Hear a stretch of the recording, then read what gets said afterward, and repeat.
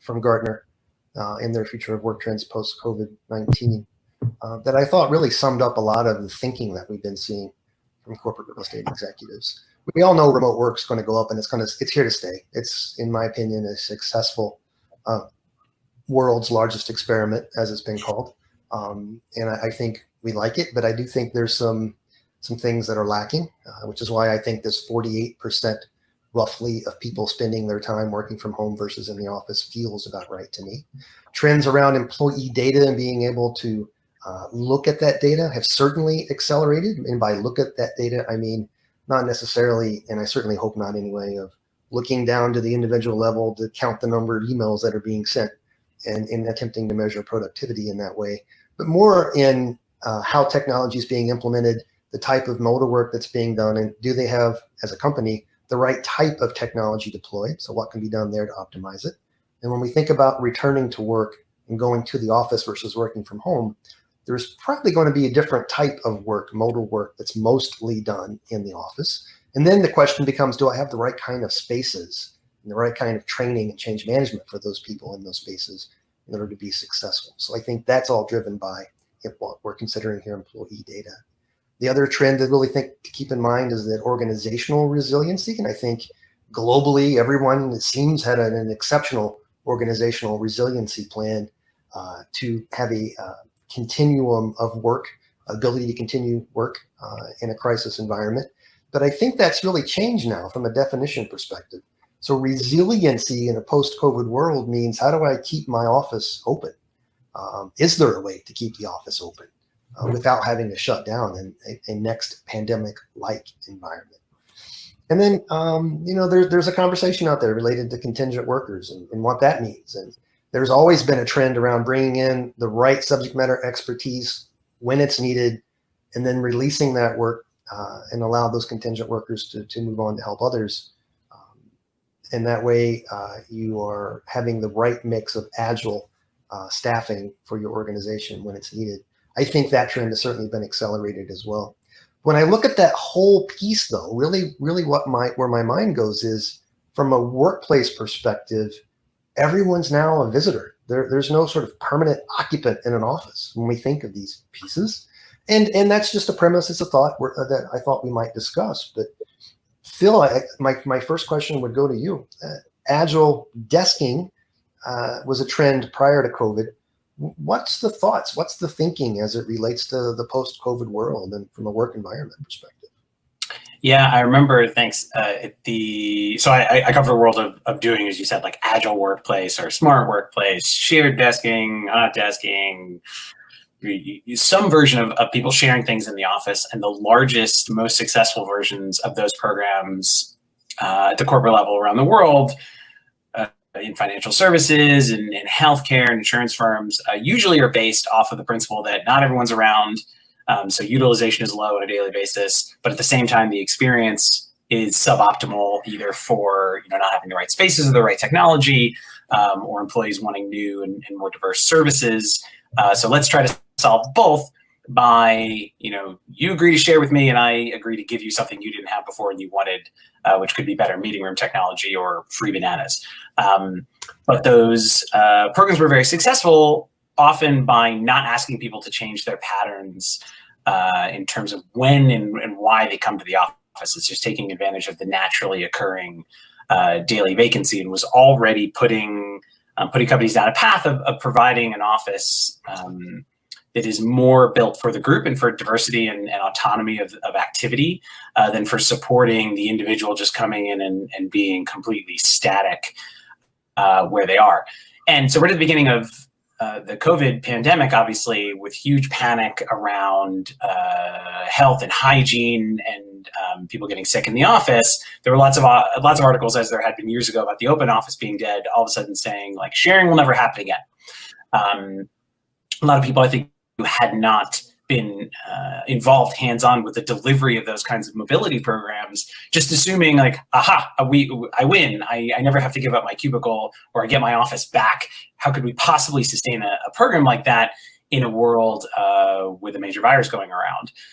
But I actually think the opposite is true, that companies who have experimented with new ways of working in the office involving any kind of sharing, no matter what scale, hands down, like those real estate leaders and workplace experience leaders that I've worked with, who have been former clients and friends, all have experience with something that companies with more traditional workplaces don't, or a few things. One, it's like the concept of utilization, which is surprisingly difficult to understand for a lot of people, both like the difference between daily show up rates at a building level and how workspaces are used, and the difference between active occupancy when somebody is there and passive occupancy when they may be in the building but no longer at their workspace. They come to understand that, and even more importantly, being able to socialize what utilization data means, like with their leadership, the patterns and profiles of their employees. They're probably more accustomed to surveying. They're also more accustomed to the role of norms and house rules, and have at least some muscle memory for telling both the general employee base and leaders, this is how you are supposed to behave in this workplace because we've changed the rules. We share this now, and these technologies are used differently. So anyone who's got that muscle memory, it's really not that difficult to think, James, to your earlier point, like we're making minor changes and not major changes. Like I have to amend the rules slightly about maybe where you can be or how long you can be somewhere or how often something is cleaned or what your responsibility is. I'm going to look even more carefully at utilization data than I ever did before to make sure that maybe there aren't too many people in a space instead of just like there aren't enough. And that the employees are sort of accustomed to being nudged or attentive to understanding that workplace behavior matters. And a company that is coming from traditional desks and offices and assigned space and has never even wandered down that path, I believe is going to have a much harder time digesting and investigating those kind of concepts now as they feel more pressure to have a more distributed and also safer workplace. Excellent insights. You know, that leads me to think about change management. And I know that's been a difficult thing across the board. Anytime there's a change in the workplace, what's the thought, Phil, on change management? Are we prepared at a global level, just generally, that we're able to handle this type of change management, or is there somewhat of a little bit of a skill gap there or a process gap?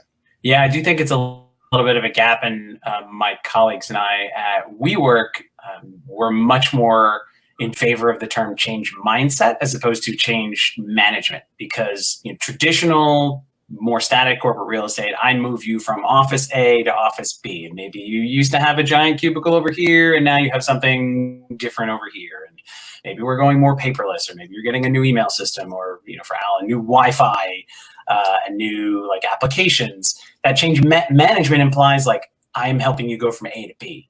But with the pace of change in industry and technology in particular ever accelerating, and now real estate slowly catching up in how fast things will change, especially if employers continue to offer almost daily autonomy to their employees or contractors to decide like when and how their work gets done. If you're going to get into that kind of a flywheel of change, especially from a leadership perspective, it's no longer like, can I help you get from A to B? It's like, do you know how to operate and how to lead and manage and be aware of people's involving engagement with your team, with the company, and their productivity and everything else rapidly. So as we said, again, it's not just about manage from A to B, but are you learning to operate in a world where the change is constant, even for our physical environment, which we probably never thought would move that quickly? Yeah, it's amazing. There's so much to unpack there, and I'm going to try not to get too deep, or we'll never hop off this call. But so going over to you, Alan, for a second, this notion of giving lots of autonomy to the workers, and that really falls into the messaging that we strongly believe in at Kognitive. It's the autonomous workplace, and how the workplace can adapt as it needs to, with very minimal input from the occupant experience perspective. when I tie that in and I think about employee data and data-driven decisions and how I'm going to get this data, and everybody coming in and now they're more or less a visitor in the space, potentially, what impact does that have on the infrastructure? And have you guys over at Aruba been thinking about this? Yeah, we've actually been thinking about it for quite some time, and we've been putting the foundation in.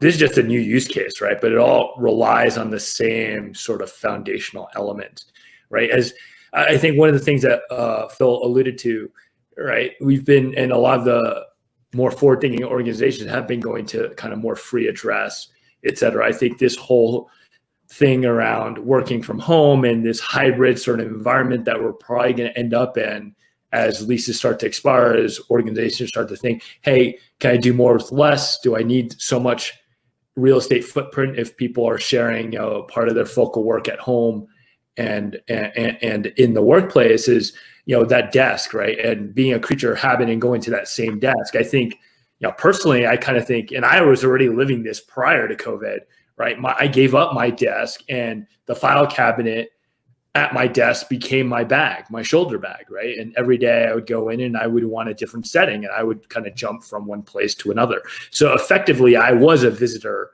in that space. And I think there'll just be a lot more people in that same realm, and they no longer have to go to that one office, right? They may have other offices they can kind of drop in at. So things like mobility, as we all talked about, being able to provide great connections wherever I'm sitting, whether I'm actually at a desk, in some other nook or cranny of in an office, a conference room.